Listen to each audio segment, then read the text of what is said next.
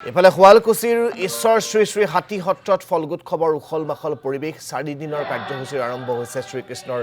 দৌল মহোৎসৱ সহস্ৰাধিক ভকত বৈষ্ণৱ আৰু আই মাতৃ একেলগে পৰিৱেশন কৰিলে হোলী গীত কাৰ্যসূচীত অংশগ্ৰহণ কৰে আউনিয়াটিৰ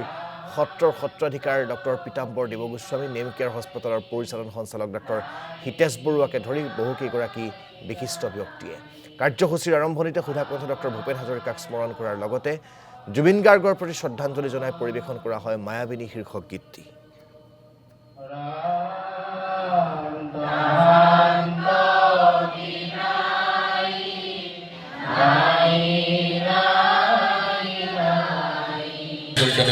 জন্ম শতবৰ্ষৰ অনুষ্ঠান চলি আছে লগতে প্ৰাণৰ শিল্পী জুবিন গাৰ্গ যিগৰাকী শিল্পীয়ে যোৱা ছেপ্টেম্বৰ মাহত সমগ্ৰ অসমবাসীক কন্দুৱাই গায়কভাৱে আমাৰ মাজত ভকত বান্ধৱসকলে আদৰি আনিছে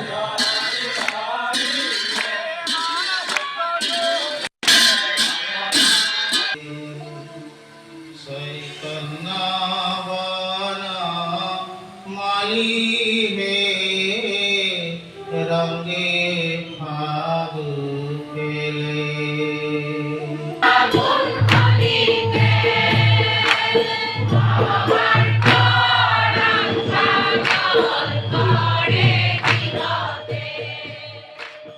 বুলি ক'লে সেই কথাই বুজো য'ত সৎ চিন্তা সৎ আলাপ সৎ ভাৱনা সৎ কথা সৎ সংগ থাকে সেই স্থানকে সত্ৰ বুলি কোৱা হৈছে ইতিমধ্যে ঈশ্বৰ হাতী শুৱালকুছিৰ সত্ৰখনে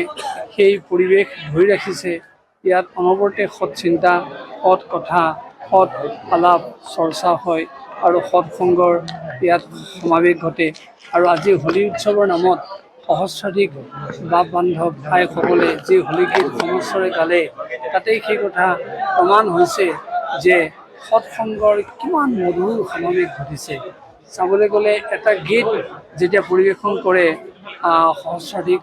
জনতাই তেতিয়া আখৰা লাগে আমাৰ ধাৰণা ইয়াত সকলোৱে হয়তো পূৰ্ণ আখৰাত ব্যস্ত হ'ব পৰা নাই কিন্তু এনেদৰে সমস্বৰে গীতটো গালে য'ত যথৰতা নাই য'ত কোনো তাল মাত্ৰাৰ ত্ৰুটি ঘটা নাই সেইটো কথাই প্ৰমাণ কৰি দিছে যে তেওঁলোক কিমান আধ্যাত্মিকভাৱে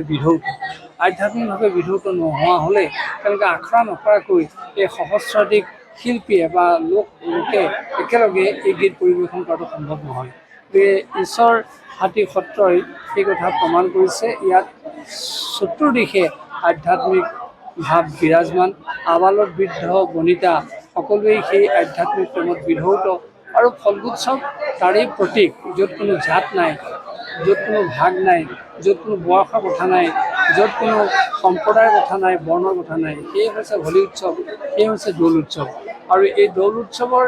এই সমন্বয়ৰ যিটো আদৰ্শ ঈশ্বৰ হাতী সত্ৰই পূৰ্ণ মাত্ৰাই ধৰি ৰাখিছে আৰু আজি এই পৰিৱেশত নিজকে সম্পৃক্ত কৰিবলৈ পাই আমি নিজে উৎফুল্লিত হৈ পৰিছোঁ আৰু নিজে গৌৰৱবোধ কৰিছোঁ আৰু আমি আশা ৰাখিছোঁ এনে আধ্যাত্মিক প্ৰেম থকা পৰ্যন্ত আমাৰ অসমীয়া সমাজখনৰ কেতিয়াও মৃত্যু হ'ব নোৱাৰে